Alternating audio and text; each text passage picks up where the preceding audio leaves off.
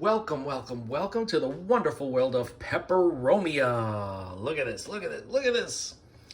This video is going to talk about my little collection, which is ever growing, continuously growing, of Peperomia, which I love.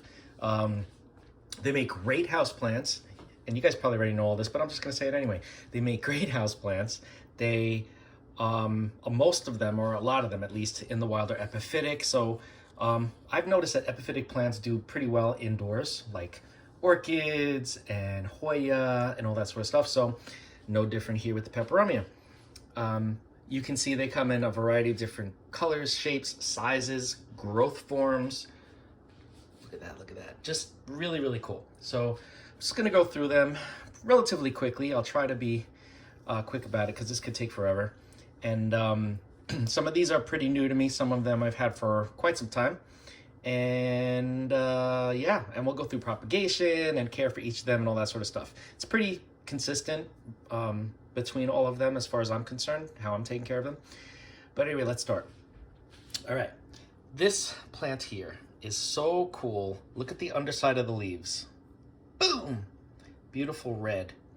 This one is called Peperomia Red Twist. And I think is it verticillata? Yes, this is verticillata. It's got light, very light fuzz on it, not that noticeable, but there is a little bit of a hairiness on the leaves. The leaves are very succulent, at least when it's well watered. You can see they don't bend all that easily. Oop, I just cracked it. And the underside is red. Really pretty. So this grows upwards, and then when it gets heavy, it will start to trail down.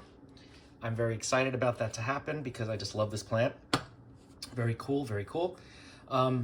These can be propagated, all Peperomia can be propagated very, very easily, either via stem cuttings or leaf cuttings, just like succulents. You just take a leaf, put it in some sphagnum moss. This is what I would do, put in some sphagnum moss, moist sphagnum moss, and eventually it'll root and grow little plants just like you do with like Echeveria or Graptopetalum. Graptopetalum are my favorite succulents. So yeah, so that's this one. Really, really pretty. Does not need full sun. Bright ambient light is good enough. And verticillata, here you go. Red Twist, love it, really cool. All right, next up, I'm gonna talk about these two. This one here that has the pink on it, and this one here that's green with the red edge. These are Peperomia clusifolia. This one is Clusifolia ginny, also called Tricolor, also called jelly bean. It's just the variegated form of this one. And aside from being variegated, you can see the leaves. Oh, look, there's damage there. This is brand new. I got this today. The leaves are more oblong than round. See, on this one it's round, but supposedly that is just a variegated form of this species. To be honest with you, I like the plain green with the reddish margin form better. It's sturdier, the leaves are thicker, almost like a Hoya leaf, it feels like. They call these baby rubber plants, some of them. And the underside leaf doesn't really have much going on, but I just love the texture and the sturdiness of this plant. And yeah, same propagation procedure for this one as well, either leaf cuttings or stem cuttings. One thing that I did notice, in the past I've propagated the tricolor and also some of the other ones I'm going to show you, but when you propagate these, it's interesting because if you propagate it using the petiole, which is the stem of the leaf, chances are the plant will revert back to the original wild form, right? The plain, non-variegated form. But if you were to cut the leaf, let's say in half, every place that there's a vein has the potential to grow a plant. So what I did once is I cut it in half, I propagated the bottom half with the petiole, and that came out with a reverted plant, reverted babies like this. But the part that had the veins, the mid part of the leaf, each vein, depending on where it was and what color was being expressed at that vein, the plant would grow and have qualities of that area of the leaf. Like, let's say this vein here, it would come out like a like an olive green color, right? And then you have like down here, it would come out light grayish, whitish maybe. The problem is when a plant propagates and grows under normal circumstances. Let's say, generally speaking, if a plant doesn't really have any green in it, it either won't survive or won't be a healthy plant that won't thrive for a very long time. That's just what I've noticed with Peperomia, but of course I'm going to try, because what I want to do is I want to get a variety that has just the very light grayish green color. I want to just try different things to come up with different varieties and different colors. But anyway, moving on. Behind these, this is what they call the baby rubber plant. This is Peperomia obtusifolia. That's what this is. And same texture of the leaves, very thick and rubbery. I love it, love it, love it. This is the normal green form, common green form. And then behind it, we have the marble, which is just the variegated form. Really, really pretty variegation on these leaves. And then behind that, we have Golden Gate. Look at these leaves. These leaves are so thick too. I love this plant. I was looking for this one for a while, and I finally found it online because every place was out of it for some reason. But just get a load of the variegation on these leaves. It's just, each leaf is so unique. It's so pretty. It's just really cool. Underside, really just like a reflection of what's on the front. But I noticed that the green edging is also on the back of the leaves. Just really cool. Again, same propagation technique, either leaf, pieces of leaf, or stem cuttings, all will do fine. All of these that I just showed you can be grown in the same place. Oh, look, a leaf fell off of my verticillata. Oh, this is just an old rotten leaf, so that's no good. We don't need that. Sorry. All these plants I keep pretty much in the same way. These guys in particular are about 3 feet away from a north-facing window, so they're not really getting much light, but there is an LED light that isn't far away from it. So it's getting kind of supplemented light, but it's not stopping them. They're still growing, and they move towards the light, so I know that they're reacting. They're not just kind of existing, they're thriving. And I think that's all that's in this tray, I believe. So let's move this out of the way. Ta-da! And we'll look at some of these little ones next. Okay, some of these I don't have the names for yet because they're still relatively new to me. This one I just got a couple of days ago. It was in the fairy garden section where they have like the small plants. Look at how cool.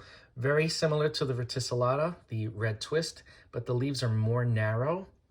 And again, I'm not sure what variety this is. I have to research this, but I'm sure I'll find it. And if you guys know off the top of your head, just leave a message in the comments and let me know. But I think it's really, really cool. I like how small it is. And all these little leaves and stems I could propagate. So very, very exciting. I mean, I'm not going to do anything with it now because I just wanted to adjust, and I just can't stop touching it. The leaves are so thick. Look at how thick these leaves are, these little tiny leaves. Anyway, that's that one. Again, the no name, I don't know what it is. This is a Peperomia Hope, and I'm so excited because I had one of these, but I had sold it off like maybe a year or two ago, and I missed it. So I found this one. This is the only one left, and when I go to a store and I see the only one left of something I'm looking for, I'm like, haha, it's been waiting for me. So look at how thick these leaves are.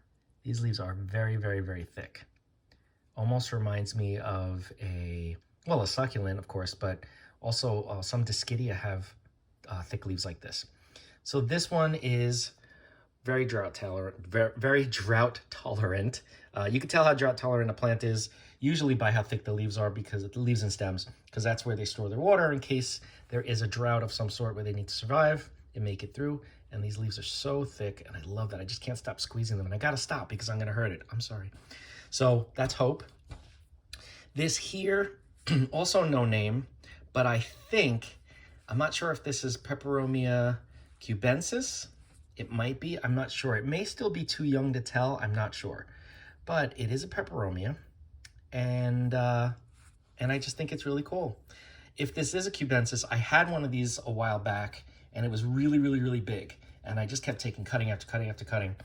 And I miss it because, you know, that's what happens. Like, also having a shop, you get in plants that you love, and that's usually what goes up in my shop is plants that I love. And then I'm sad that I have to sell them because I love them, but you know, that's how it works. But anyway, I will confirm once this gets a little bigger. I think that might be what it is, but again, I'm not 100% sure. There is no tag. All right, next one up. I believe this is misnamed, okay? This one is labeled, as you can see, it's really, really cool. I've had this one a while.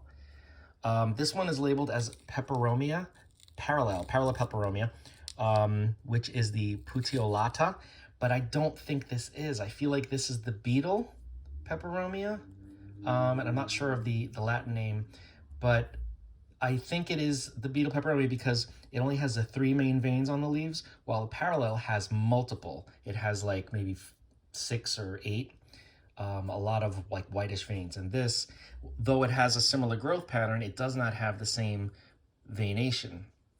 So that's just my take on this. But the plant is doing great. This is very drought tolerant. The leaves are thinner than the others, but they're very, very firm. And I had let this dry out a couple of times, you know, not on purpose, and it just kind of stalled. But then when I started watering it regularly again, we've got growth point, growth point, growth point, growth point, and relatively quickly, all the points have growth on them. And I love that because I love instant gratification, as you probably know if you've been watching. So yeah, this obviously is a trailer. It'll trail down. Really, really cool epiphyte. Again, leaf propagation, stem propagation, the same. My preference is to use sphagnum moss, and I use those little cups with the tops so it keeps the humidity in while it is in propagation. And but yeah, they do great. They do great. I'm going to be propagating a whole bunch of these, probably by leaves, so that I can kind of maintain the bulk of this plant. I don't want to chop this all the way back yet. It's still kind of young. But yeah, I love this plant. It's so cool. So cool. All right, next up is another really cool plant that I may have had. I think I've had this in a video. This was severely dehydrated. I just watered it because I had forgotten to water it. But look at how long this is. This is the Peperomia prostrata, which is string of turtles. It is a very, very, very cool, easy to grow, and actually beautiful. When you look at those leaves up close, very beautiful plant. And I love how the trailing stems just kind of drape, but they don't wrap around things. They don't look for anything to hold on to. They just kind of trail. And look at that. Look at those, the design on those leaves is just so cool looking. I can't get over it. I'm also going to be taking some leaves off of this as a propagation experiment. I'm sure it'll work because Peperomia, as far as I know, all Peperomia can propagate via leaves. I could be wrong, but that's, from my experience, everyone that I've had, I've been able to propagate via the leaves. So I want to try that, but I just want this to, you can see how dehydrated this is. I feel so bad. I hate when I forget to water my plants. But you can see it's grown very, very well for me. When I got it, it was barely even trailing over the lip of the pot. And now look at this. This is in the same place as this plant, which is about 3 feet away from a south-facing window. And ambient light, not a lot of direct light at all, but it seems to love it. And I love this plant. Okay, moving on. Next. Okay, we have some newbies here. I just picked these guys up. And I have had these in the past, some of them at least. Yeah, let's start with this one here. This one is not named, and it looks like it might be some type of a caparata. I'm not really sure if this is a ripple Peperomia. It looks like it could be a ripple, but the ripples are not as defined as on the normal ripple Peperomias, the caparatas, so I'm not really sure. The new leaves are coming in a little bit reddish. I'm not sure what this is. I really, really like it, and I'm going to take off these broken leaves and propagate them because, you know, they're ugly, and why not make a life out of this, right? All these, that's what I do. The first thing that I do when I get my plants is I take the damaged parts and I propagate off of them because they don't look so good on the plant, and why not make more when you can? And I don't feel bad taking these off. Like if it was a really nice leaf, like I don't have a lot of really nice leaves on this plant yet, but yeah, they weren't taking care of this at the store. The soil's all wrong. It's holding on to too much moisture.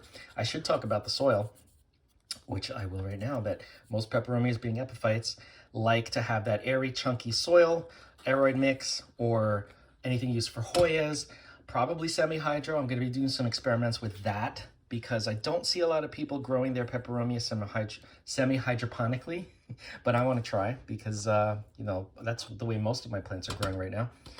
But yeah, this is a very, very heavy water retaining soil, and that might be why the plant is not doing so well. I gotta let this dry out a little bit. I'm probably gonna change the soil at some point. I just gotta figure out what I'm gonna do. If it's gonna stay in soil or move to moss or move to semi-hydro, I don't know yet. But I definitely have to take my leaf insurance first, because in case something happens to the mother, I'm gonna take the broken leaves and just grow some others so I have backup. Okay, so that's this one. Again, no name, didn't come with a name. Might be some type of a ripple, but I'm not sure. Alrighty. This is this is the Happy Bean Peperomia. I don't know how to pronounce it. It's with an F though. But Happy Bean, you've probably seen these everywhere. They're considered succulents, and they're usually sold in areas where they sell succulents. Very, very easy to grow. They like to dry out for the most part between waterings. The leaves are very thick, and it's interesting because the top of the leaf, and there's another plant that I'm going to show you in a minute that has a similar thing. The top of the leaves are kind of compressed laterally, I guess that's what this would be called. And the top of the leaf is where the top, like the cuticle would be, but you can see it's almost like a window, like a Haworthia. So I would imagine that sunlight goes in and then reflects around the leaves so it can photosynthesize more, not accurately, but yeah, so it can photosynthesize to the best that it can under the circumstances of having leaves in this shape and size. But yeah, really, really cool. This one will be probably a couple feet away from the north-facing window because there's no more room in the south-facing window. This is the other plant that I was just telling you about that's like it. This one has the name on it. It's Dolabriformis. And again, a succulent. You could see even more pronounced, flattened, taco-shaped leaf with that cuticle on top. Very sturdy. This is doing much better today. When I had gotten this, it was very, very, very dehydrated. So I gave it a nice bath, and it's doing much better. And you can see, look, there's little flowers coming up, little flower spikes. Peperomia flowers are not very pretty. They look like rat tails. They look like just like a tail of a rat. And there are tiny, tiny little flowers on there. Nothing that you can even really enjoy. Unless you like the way rat tails look, then go crazy. But nothing really to write home about. The leaves and the growth of the actual plant are really what's most important here for Peperomia. And this is just a really, really cool looking plant. I like it. This one will also be a couple feet away from a north-facing window. Okay, next up we have Peperomia orba variegata. This is a variegated teardrop peperomia, and some of these leaves are really pretty. Look at that variegation. Now this leaf is interesting. This peperomia is interesting because the leaves, I'm getting ahead of myself, the leaves are fuzzy. It almost feels like they get more fuzzy as they get older, if that makes any sense. If I touch like the newer leaves, they feel more firm, and then the older leaves, I feel like a fuzz, especially on the underside. I don't know what the purpose is of that, but this one too has a nice fuzziness on the leaf. That's another thing. You see there's a lot of scarring on the peperomias. Their leaves, even though they're sturdy, they get like damaged kind of easily. I don't know if it's in transit or what, because I haven't found any pests, so there's no pest damage on here. But I've noticed that peperomia leaves in general tend to have a lot of scarring. Like every peperomia I've showed you just about today has had some type of damage to the leaves. So just something to think about. But again, what I would do is cut them and prop them, chop and prop, because there's plenty of leaves. There are plenty of leaves on here, and it's a beautiful plant. So yeah, that's that one. That one will also be a couple feet away from the north-facing window. And last but not least for this video is, I believe this is called Peperomia Silver Frost, I believe. This is a type of ripple, I think. Look at how cool this leaf is. It is silver, reflective silver. The underside is a light green, like a lime green, what a contrast. You know, you don't think that it would be that much of a contrast until you turn it over. You're like, whoa, big difference. But these are so cool. Nice, thick, juicy leaves. They propagate very easily. I used to propagate these, look, and there's more damage. I used to propagate these ripple peperomias. I had all different colors. I had the pink lady, the shumi red, the emerald, all different types, and they all propagate very, very easily.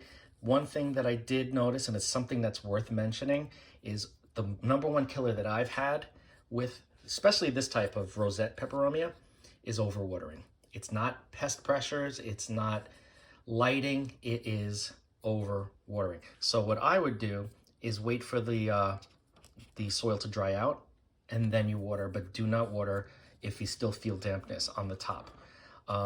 That's just my recommendation in order to keep these thriving. But if you keep them happy like that and just water them when needed, they will continue to thrive and be very, very happy in your home. They also call these radiator plants, Peperomia radiator plants. I'm not sure if it's because they could even survive sitting on a radiator. I don't know. But they just make such great indoor plants that I think that has something to do with that name that it was given. But look at how pretty this is. Really, really pretty. I'm looking to see if there are any flowers getting ready to pop up I could show you, but no, nothing here. Anyway, so yeah, so far, this is my little Peperomia collection, which I adore. I adore anything that does well indoors and anything that's easy to grow, anything that has variety to it, because there's nothing worse than having all different types of plants and they all look exactly the same. That's just not fun. So yeah, if you have any questions about Peperomia care or any of the Peperomia that you see in this video, give a holler, let's talk. I am excited to discuss. Oh, guess what? I found a flower. My obtusifolia. This is a flower spike, okay? Nothing exciting. The flowers haven't opened on it yet, but they're tiny, tiny, tiny. You can't even really see them. But this is what you'll end up seeing, just a bunch of these sticking up from the plant. That's it. That's the flower. Not necessary, right? For us, anyway, indoors. But the leaves are just so beautiful. Anyway, if you have any questions on Peperomia, leave a comment. We will discuss. Don't forget to like, comment, share, and subscribe. Hit that bell if you want to be notified. And I will see, that's right, you in the next video.